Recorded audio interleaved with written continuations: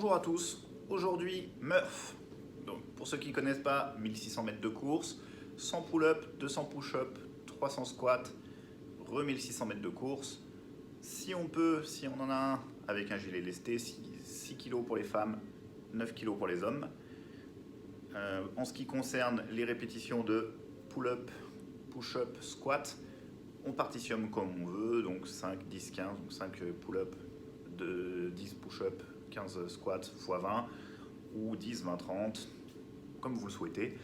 Il n'y a pas de règle, il faut que le total soit fait avant de retourner courir. Si vous ne pouvez pas courir, on va faire 100 mountain climbers et 100 knees up à chaque fois, donc en début et en fin. On verra tout à l'heure les différentes variantes pour si vous voulez modifier le volume, si le WOD vous fait un peu peur. Pour le warm-up, donc soit knees up, donc sur place, on vient courir, on monte les genoux, soit vous avez la chance de pouvoir aller dehors ou vous avez un grand appart et on court.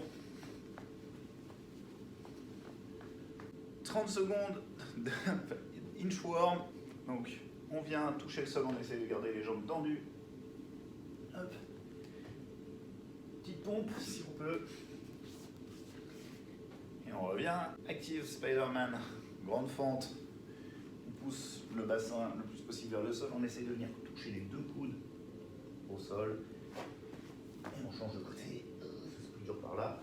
Ensuite, posing air squat. Donc on fait un beau squat jusqu'en bas. On tient 1, 2, 3. On remonte. Le hang. Si on a une barre de traction, on se suspend sur sa barre de traction.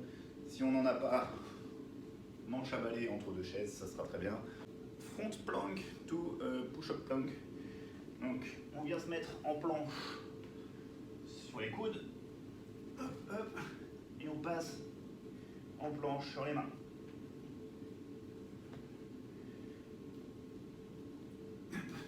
Donc ensuite, pour les mouvements du WOD, si vous avez une barre de traction, traction. Si vous n'avez pas de barre de traction, une variante, vous commencez à avoir l'habitude. Hop. Les règles sont toujours les mêmes. Bras tendus en bas, on vient tirer. Pour les push-up, bras tendus en haut du mouvement, on vient toucher la poitrine au sol et on revient.